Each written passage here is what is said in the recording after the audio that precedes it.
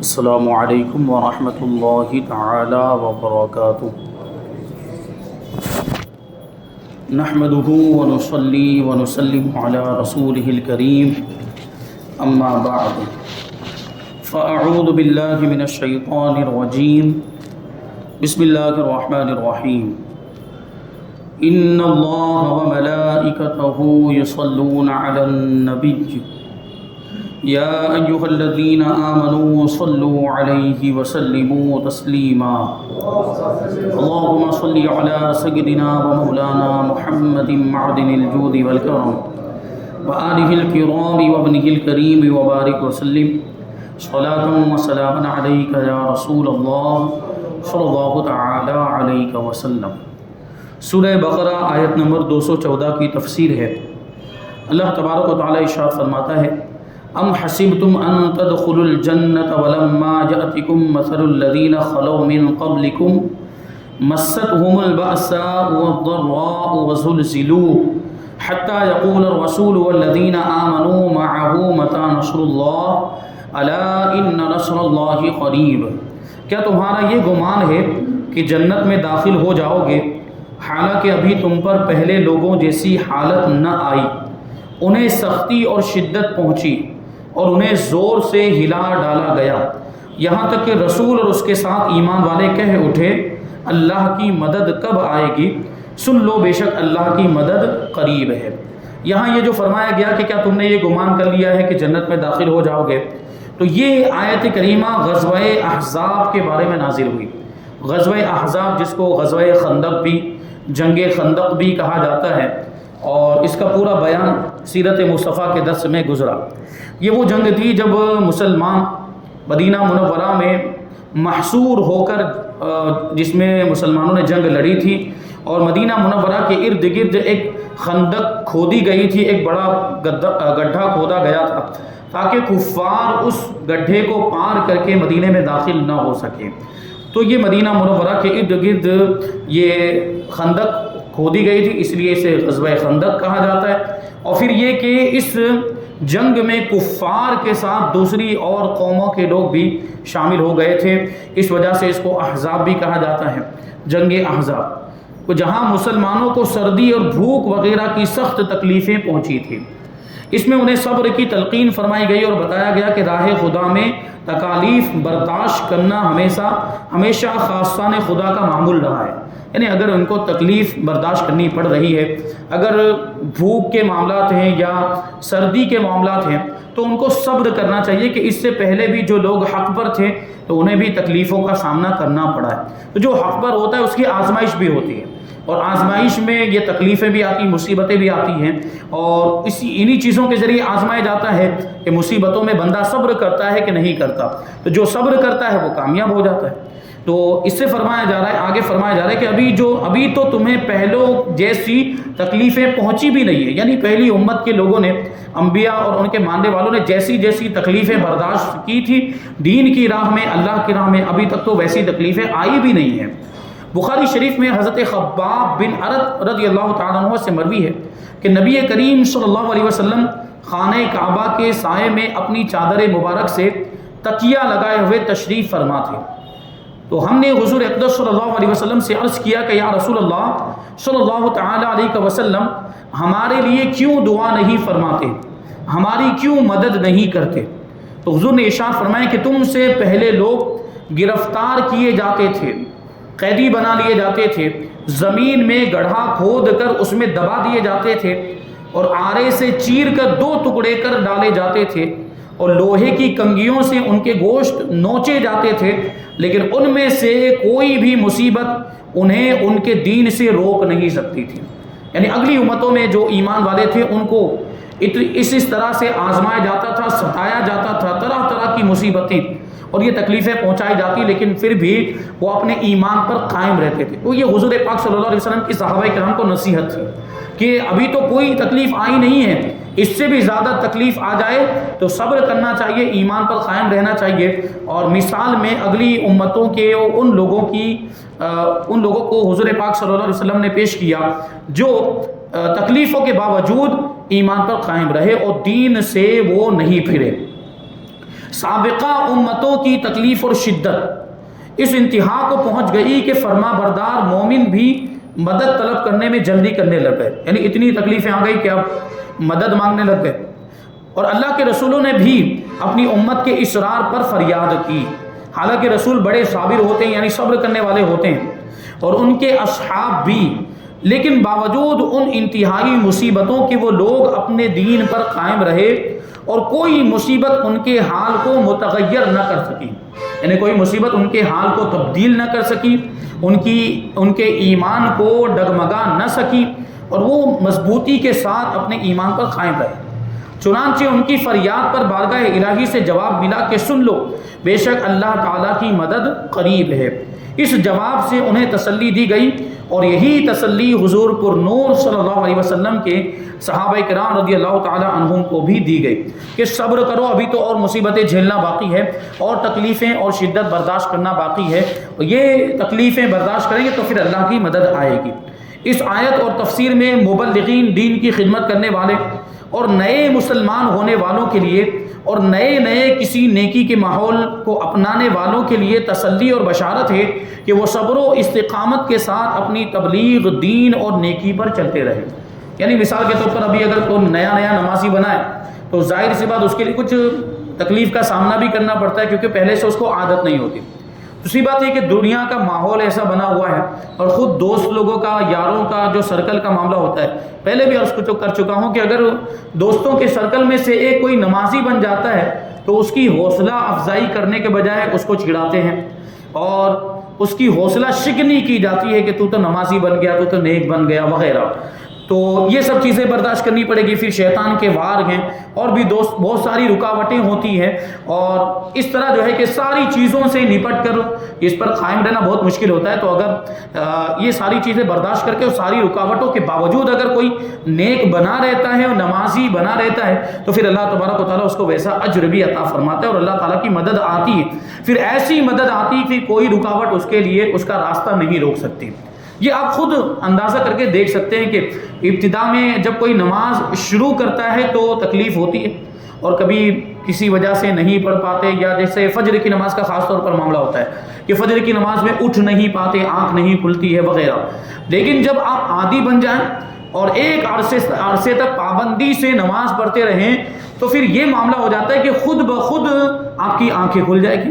خود بخود فجر کے وقت ایسا محسوس ہوتا ہے کہ کوئی اٹھانے والا ہمیں اٹھاتا ہے۔ اور اس ایسے موقع پر ایک یہ جملہ بھی کہا جاتا ہے کہ ایک عرصے تک آپ نماز کو وقت دیں، نماز کی پابندی کریں اور نماز کا خیال کریں، تو پھر نماز آپ کا خیال کرے گی۔ یعنی ایک عرصے تک آپ کو نماز کے لیے اٹھنا پڑے گا، لیکن ایک وقت وہ آ جاتا ہے کہ پھر نماز خود ہمیں اٹھاتی ہے۔ تو یہ اس پر جو ہے کہ ہمیں توجہ دینی ہے۔ تو کسی بھی رکاوٹ کی وجہ سے گھبرانا نہیں ہے، بلکہ ہمیں اپنے کام کو صحیح انداز میں پابندی کے ساتھ انجام دیتے رہنا ہے، تو پھر آگے چل کے ہمیں کامیابی ملے گی، اللہ کی مدد آئے گی۔ آیت نمبر 215، اللہ تبارک و تعالیٰ ارشاد فرماتا ہے یسألونک ماذا ينفقون قل ما انفقتم من خیر فللوالدین والاقربین والیتامی والمساکین وابن السبیل وما تفعلوا من خیر فإن اللہ بہ علیم۔ کہ آپ سے سوال کرتے ہیں کہ کیا خرچ کریں، تم فرماؤ کہ جو کچھ مال نیکی میں خرچ کرو، یعنی اللہ کی راہ میں خرچ کرو، تو وہ ماں باپ اور قریب کے رشتہ داروں اور یتیموں اور محتاجوں اور مسافر کے لیے ہے، اور تم جو بھلائی کرو بے شک اللہ اسے جانتا ہے۔ اللہ سے کوئی چیز پوشیدہ نہیں ہے، اللہ ہماری ساری بھلائیوں کو، نیکیوں کو جانتا ہے۔ اس کا کیا مطلب ہوا؟ یعنی ہمیں اللہ تبارک و تعالیٰ ہماری ساری نیکیوں کا بدلہ دے گا، اور بہترین بدلہ دے گا۔ اللہ تبارک و تعالیٰ احسان کرنے والوں کے اجر کو ضائع نہیں کرتا، نیکوکاروں کے اجر کو، ان کے ثواب کو ضائع نہیں کرتا۔ تو یہ آیت کریمہ حضرت عمرو بن جموح رضی اللہ تعالیٰ عنہ کے جواب میں نازل ہوئی، جو بوڑھے شخص تھے اور بڑے مالدار تھے۔ انہوں نے رسول اللہ صلی اللہ علیہ وسلم سے سوال کیا تھا کہ کیا خرچ کریں اور کس پر خرچ کریں، تو اس آیت میں انہیں بتایا گیا کہ جس قسم کا اور جس قدر، یعنی جتنا بھی مال، چاہے وہ تھوڑا ہو یا زیادہ ہو، خرچ کرو، اس میں ثواب ہی ثواب ہے۔ اور خرچ کرنے کی جگہیں بھی بتا دی گئی، یعنی والدین، رشتہ دار، یتیم، مسکین اور مسافر، ان لوگوں کی مدد کی، کیونکہ یہ حاجت مند ہوتے ہیں۔ اور ماں باپ کو، خاص طور پر ماں باپ جب بوڑھے ہو جاتے ہیں، بچے جوان ہو جاتے ہیں تو ان کو زیادہ ضرورت ہوتی ہے کہ پھر وہ بچے ان کا خیال رکھیں اور ان کی ضرورتوں کو پورا کریں. تو ماں باپ پر خرچ کرنے کا بھی بڑا ثواب ہے، ماں باپ کی ضرورتیں پورے کرنے کا بھی بہت ثواب ہے. اس کے علاوہ جو قریبی رشتہ دار میں جو حاجت مند ہوں، جو غریب ہوں، تنگ دست ہو، ان کی مدد کی جائے. یتیم تو ظاہر سی بات ہے اس کے باپ کا انتقال ہو چکا تو اس کا کوئی پالنے والا نہیں ہوتا، اس کا کوئی خیال کرنے والا نہیں ہوتا، تو یتیم کی مدد کرنے میں بھی بڑا ثواب ہے. مسکین یعنی جس کے پاس کھانے پینے کے لیے بھی نہیں ہے، اس کی مدد کی جائے. اور مسافر جو سفر میں ہے اور اس کے پاس روپیہ پیسہ ختم ہو گیا ہے تو ایسے مسافر کی بھی مدد کرنی چاہیے. اب یہاں پر دو مسائل ذہن نشین رکھیں. دیکھیں یہاں پہ مطلقاً فرما دیا گیا کہ ماں باپ کی مدد کرنی، رشتہ داروں کی، یتیم اور مسکین اور مسافر کی مدد کرنی ہے، لیکن اس آیت کریمہ میں یہاں جو مدد کرنا ہے اس مدد کرنے سے مراد صدقہ نافلہ، نفلی صدقہ یعنی واجب صدقہ یا زکوٰۃ مراد نہیں ہے. کیونکہ زکوٰۃ کا معاملہ یہ ہوتا ہے کہ زکوٰۃ اور صدقات واجبہ یہ ماں باپ کو نہیں دے سکتے. بیٹا اپنی زکوٰۃ یا بیٹی اپنی زکوٰۃ اپنے ماں باپ کو نہیں دے سکتے. اسی طرح جو صدقات واجبہ ہوتے ہیں جیسے صدقہ فطر ہے، یا کسی صدقے کی منت مانی تھی کہ اگر میرا یہ کام ہو جائے گا تو میں اتنے روپے صدقہ کروں گا، وہ کام ہو گیا تو اب اتنا صدقہ کرنا واجب ہو جاتا ہے، تو یہ والا صدقہ بھی ماں باپ کو نہیں دے سکتے. اب یہ دوسرے جو اس کے مصارف ہیں اس میں خرچ کیا جائے گا. ماں باپ کو صدقہ نافلہ دیا جا سکتا ہے یا للہ رقم دی جا سکتی ہے، یہ واجب صدقہ یا زکوٰۃ ماں باپ کو نہیں دے سکتے. آیت نمبر 216 اللہ تبارک و تعالیٰ ارشاد فرماتا ہے کتب علیکم القتال وهو کرہ لکم وعسى ان تکرہوا شیئا وهو خیر لکم وعسى ان تحبوا شیئا وهو شر لکم واللہ یعلم وانتم لا تعلمون. کہ تم پر جہاد فرض کیا گیا ہے حالانکہ وہ تمہیں ناگوار ہے، یعنی تمہیں ناپسند ہے، کیونکہ جہاد میں جانا وہاں مشقت کا سامنا ہے، لڑنا ہے اور تکلیفیں، زخم لگ جاتے ہیں، کبھی آدمی قتل بھی ہو جاتا ہے، تو اس وجہ سے آدمی ناپسند کرتا ہے. تو تم پر جہاد فرض کیا گیا حالانکہ وہ تمہیں ناگوار ہے، اور قریب ہے کہ کوئی بات تمہیں ناپسند ہو حالانکہ وہ تمہارے حق میں بہتر ہو، اور قریب ہے کہ کوئی بات تمہیں پسند آئے حالانکہ وہ تمہارے حق میں بری ہو، اور اللہ جانتا ہے تم نہیں جانتے. کیونکہ ہماری سوچ یا ہماری عقل، ہماری سمجھ، یہ سب ایک محدود ہے، اس کی ایک حد ہوتی ہے، ایک لیمٹ ہوتی ہے، اور پھر نا تجربہ کاری کی وجہ سے، جانکاری نہ ہونے کی وجہ سے اور کم فہمی کی وجہ سے کبھی بہت ساری چیزیں ہم سمجھتے ہیں کہ یہ ہمارے لیے اچھی ہے، ہم سمجھتے ہیں کہ یہ ہمارے لیے بہتر، اس میں ہمارا بھلا ہے، لیکن اس میں ہمارے لیے بہتری نہیں ہوتی، وہ ہمارے لیے بہتر نہیں ہوتی. اللہ تبارک و تعالیٰ بسا اوقات ہمیں وہ چیز نہیں عطا فرماتا جو ہم مانگ رہے ہوتے ہیں، اس کی وجہ یہی ہوتی ہے کہ اس میں ہماری بھلائی نہیں ہوتی. اور اللہ تبارک و تعالیٰ خوب جانتا ہے، وہ ہمارا خالق و مالک ہے، وہ پروردگار ہے، کہ کس چیز میں ہماری بھلائی ہے اور کس چیز میں ہمارا فائدہ ہے. تو ہمیں اللہ کی رضا میں راضی رہنا چاہیے. اللہ نے ہمیں غریب بھی رکھا ہے تو ہمیں یہ سوچنا چاہیے کہ غریب رہنے میں ہی ہماری بھلائی ہے. اگر کچھ معاملات ہیں، کوئی مصیبت بھی آ جاتی ہے تو اس پہ بھی صبر کرنا چاہیے اور یہ سوچنا چاہیے کہ اس مصیبت میں بھی کوئی نہ کوئی فائدہ ہے. جیسے مصیبتوں کی وجہ سے گناہ جھڑتے ہیں اور مصیبتوں کی وجہ سے بسا اوقات انسان کے مرتبے بھی بلند ہو جاتے ہیں، درجات میں بلندی آتی ہے، تو یہ بھی ہے. پھر یہ بھی ہو سکتا ہے نا کہ یہ مصیبت آئی، ہو سکتا ہے اس سے بڑی مصیبت آنے والی تھی، اللہ تبارک و تعالیٰ نے چھوٹی مصیبت کے ذریعے بڑی مصیبت کو ٹال دیا. تو یہ سب اچھے خیالات اور اچھے عقیدے اور یہ اس طرح کی باتیں ہمیں اللہ تبارک و تعالیٰ کی ذات کے تعلق سے دل میں رکھنی چاہیے. تو یہ فرمایا گیا کہ تم پر جہاد فرض کیا گیا. جہاد فرض ہے جب اس کے شرائط پائے جائیں، اور اگر کافر مسلمانوں کے ملک پر حملہ کر دیں تو پھر جہاد فرض عین ہو جاتا ہے، یعنی پھر سارے مسلمانوں کے لیے ضروری ہو جاتا ہے کہ وہ کفار کا مقابلہ کریں، اور ورنہ تو فرض کفایہ. فرمایا گیا کہ تم پر جہاد فرض کیا گیا اگرچہ یہ تمہیں طبعی اعتبار سے ناگوار ہے اور تمہارے اوپر شاق ہے یعنی گرا ہے، بوجھ معلوم ہوتا ہے، لیکن تمہیں طبعی طور پر کوئی چیز ناگوار ہونا اس بات کی علامت نہیں کہ وہ چیز ناپسندیدہ اور نقصان دہ ہے. جیسے کڑوی دوائی، انجیکشن اور آپریشن یہ طبعی طور پر ناپسند ہوتے ہیں، عام طور پر کوئی کڑوی دوا پینا پسند نہیں کرتا، اور انجیکشن لگوانا اس سے تکلیف ہوتی ہے، آپریشن کروانے میں تو اور زیادہ تکلیف ہوتی ہے. یہ ناپسند ہوتے لیکن نقصان دہ نہیں، بلکہ یہ تو نہایت فائدہ مند ہوتے. دوا تو پی ہی اس لیے جاتی ہے کہ دوا کے ذریعے سے بیماری دور ہو جائے، انجیکشن بھی ہم اسی لیے لگواتے ہیں کہ اس سے بیماری دور ہو جائے، آپریشن بھی اسی لیے کروایا جاتا ہے کہ وہ جو تکلیف ہے وہ دور ہو جائے. تو یہ پہلے ہمیں ایسا لگتا ہے کہ یہ تکلیف دہ چیز، لیکن اس کے پیچھے بہت بڑا فائدہ ہے.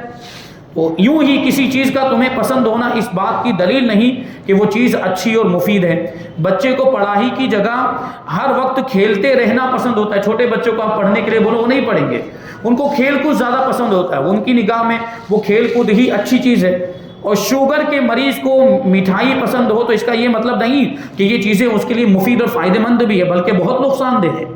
لہٰذا اے مسلمانوں، اچھا یا برا ہونے کا مدار اپنی سوچ پر نہ رکھو بلکہ اللہ تعالیٰ کے حکم پر رکھو۔ اللہ تعالیٰ نے جس چیز کا حکم دیا وہ بہرحال ہمارے لیے بہتر ہے، اور جس چیز سے منع فرمایا وہ بہرحال ہمارے لیے بہتر نہیں ہے۔ تو وہی کرنا چاہیے جو اللہ نے ہمیں کرنے کا حکم دیا یا جس کی اجازت ہے شریعت کے اعتبار سے، اور ان چیزوں سے بچنا چاہیے جن چیزوں کے کرنے سے ہمیں شریعت میں منع کیا گیا ہے۔ اسی سے ملتا جلتا مضمون سورہ نساء آیت نمبر 19 میں بھی ہے۔ اب آگے آیت نمبر 217 بڑی لمبی آیت ہے، وہ آیت کریمہ سماعت کرتے ہیں اور اس کا ترجمہ شامل کر لیتے ہیں اور تھوڑی سی کچھ تفسیر، ابھی اور بہت لمبی تفسیر ہے انشاءاللہ اس کو بعد میں شامل کریں گے۔ فرماتا ہے اللہ تبارک و تعالی یسألونک عن الشہر الحرام قتال فیہ قل قتال فیہ کبیر وصد عن سبیل اللہ وکفر بہ والمسجد الحرام واخراج اہلہ منہ اکبر عند اللہ والفتنة اکبر من القتل ولا يزالون يقاتلونكم حتى يردوكم عن دينكم إن استطاعوا ومن يرتد منكم عن دينه فيمت وهو كافر فأولئك حبطت أعمالهم في الدنيا والآخرة وأولئك أصحاب النار هم فيها خالدون۔ کہ آپ سے ماہ حرام یعنی حرمت والے مہینے میں جہاد کرنے کے بارے میں سوال کرتے ہیں، آپ فرما دیجئے کہ اس مہینے میں لڑنا بڑا گناہ ہے، اور اللہ کی راہ سے روکنا اور اس پر ایمان نہ لانا اور مسجد حرام سے روکنا اور اس کے رہنے والوں کو وہاں سے نکال دینا اللہ کے نزدیک اس سے بھی زیادہ بڑا گناہ ہے، اور فتنہ قتل سے بڑا جرم ہے، اور وہ ہمیشہ تم سے لڑتے رہیں گے یہاں تک کہ اگر ان سے ہو سکے تو تمہیں تمہارے دین سے پھیر دیں، اور تم میں جو کوئی اپنے دین سے مرتد ہو جائے یعنی اپنے دین سے پھر جائے پھر کافر ہی مر جائے تو ان لوگوں کے تمام اعمال دنیا اور آخرت میں برباد ہو گئے اور وہ دوزخ والے ہیں، وہ اس میں ہمیشہ رہیں گے۔ اس میں دیکھیں کچھ بنیادی باتیں بیان کی گئی ہیں حرمت والے مہینے میں جہاد کرنے کے بارے میں۔ حرمت والے مہینے 4 مہینے جو ہیں وہ حرمت والے مہینے مانے جاتے ہیں۔ کون سے مہینے؟ ایک تو یہ ذی الحجہ کا مہینہ اور ذی قعدہ کا مہینہ، اسی طرح محرم کا مہینہ اور یہ رجب اور مرجب کا مہینہ، یہ 4 مہینے یہ حرمت والے مہینے ہیں، اور ان مہینوں میں زمانے جاہلیت میں بھی لوگ جنگ نہیں کرتے تھے اور ان مہینوں کا ادب و احترام کرتے، اسی وجہ سے ان مہینوں کو حرمت والے مہینے کہا جاتا ہے۔ تو ان مہینوں میں جہاد کرنے کے بارے میں سوال کیا گیا، تو اس کے بارے میں فرماتے کہ نبی کریم صلی اللہ علیہ وسلم نے حضرت عبداللہ ابن جحش رضی اللہ تعالیٰ عنہ کی سرکردگی میں مجاہدین کی ایک جماعت روانہ فرمائی تھی جس نے مشرکین سے جہاد کیا۔ ان کا خیال تھا کہ لڑائی کا دن جمادی الاخری کا آخری دن ہے، مگر حقیقت میں چاند 29 تاریخ کو ہو گیا تھا، یعنی جمادی الاخری جو ابھی ہمارا یہ مہینہ چل رہا ہے، یہ مہینہ پورا ہوتا ہے تو رجب کا مہینہ شروع ہو جاتا ہے، اور رجب کا مہینہ یہ حرمت والا مہینہ، اس میں جنگ کرنا جائز نہیں ہے۔ تو ان لوگوں نے یہ گمان کیا کہ ابھی جمادی الاخری کا آخری دن ہے یعنی 30 تاریخ ہے، جبکہ 29 چاند ہو چکا تھا اور وہ رجب کی پہلی تاریخ شروع ہو گئی تھی۔ اس پر کفار نے مسلمانوں کو شرم دلائی کہ تم نے ماہ حرام میں جنگ کی یعنی حرمت والے مہینے میں جنگ کی۔ حضور اقدس صلی اللہ علیہ وسلم سے اس کے بارے میں سوال کیا گیا تو اس پر یہ آیت کریمہ نازل ہوئی کہ ماہ حرام میں لڑائی کرنا اگرچہ بہت بڑی بات ہے، لیکن مشرکوں کا شرک، مسلمانوں کو ایذائیں دینا، تکلیفیں پہنچانا، نبی کریم صلی اللہ علیہ وسلم کو ستانا، یہاں تک کہ ہجرت پر مجبور کر دینا، لوگوں کو اسلام قبول کرنے سے روکنا، نبی کریم صلی اللہ علیہ وسلم اور مسلمانوں کو مسجد حرام میں نماز پڑھنے سے روکنا اور دوران نماز طرح طرح کی ایذائیں اور تکلیفیں دینا، یہ ماہ حرام میں لڑائی کرنے سے بہت بڑھ کر گئے، یعنی مشرکین کے جرم شمار کرائے جا رہے کہ وہ کیا کیا کرتے تھے مسلمانوں کے ساتھ۔ اور مشرکین اب یہاں مسلمانوں کو یاد دلا رہے کہ یہ حرمت والا مہینہ، تم نے تو حرمت والے مہینے میں جنگ کر لی، تو فرمایا جا رہا ہے کہ حرمت والے مہینے میں جنگ کرنے سے بڑا گناہ یہ ہے کہ مسلمانوں کو ستایا جائے، مسجد حرام میں نماز پڑھنے سے روکا جائے اور مسلمانوں کو تکلیفیں دی جائے، یہ اس سے بڑا جرم ہے۔ لہٰذا پہلے اپنے گریبان میں جھانک کر اپنے کرتوت دیکھ لو، پھر مسلمانوں پر اعتراض کرنا۔ تمہارے یہ افعال مسلمانوں کے فعل سے زیادہ شدید ہیں، کیونکہ کفر و ظلم تو کسی حالت میں جائز نہیں ہوتے، جبکہ لڑائی تو بعض صورتوں میں جائز ہو ہی جاتی ہے۔ نیز مسلمانوں نے جو ماہ حرام میں لڑائی کی تو وہ ان کی غلط فہمی کی وجہ سے تھی کہ چاند کی تاریخ ان پر مشکوک ہو گئی تھی، ان کو شک ہو گیا تھا کہ یہ آج 30 جمادی الاخری ہے یا پہلی رجب المرجب ہے، ان کو شک ہو گیا تھا اور شک کی وجہ سے یہ معاملہ ہوا، تو اس کی بنیاد پر وہ گنہگار بھی نہیں ہے۔ لیکن کفار کا کفر اور مسلمانوں کو ایذائیں دینا تو کوئی قابل شک فعل نہیں، یہ تو کوئی شک نہیں، وہ تو یقین کے ساتھ یہ معاملات کرتے تھے، وہ شک اور شبہ کی وجہ سے ایسا نہیں کرتے تھے۔ تو یہ واضح طور پر ظلم اور سرکشی ہے، یعنی مسلمانوں کو ستانا اور مسلمانوں کو تکلیفیں دینا یہ ظلم اور سرکشی ہے۔ یاد رہے کہ حرمت والے مہینوں میں جنگ کی ممانعت کا حکم سورہ توبہ آیت نمبر 5 سے منسوخ ہو گیا ہے۔ تو یہاں پر یہ جو ہے کہ کچھ باتیں بیان کی گئی، اب انشاءاللہ اور کہ اس آیت کریمہ سے ثابت ہونے والے کچھ مسائل بیان کریں گے، اور اس کے بعد آیت نمبر 218 کی تفسیر ہم انشاءاللہ آئندہ درس میں شامل کریں گے۔ اللہ تبارک و تعالیٰ کی بارگاہ میں دعا ہے کہ جو کچھ بھی بیان ہوا اس پر ہم سب کو عمل کرنے کی توفیق عطا فرمائے، اور نور قرآن سے ہم سب کے دلوں کو روشن اور منور فرمائے۔ وما علینا الا البلاغ۔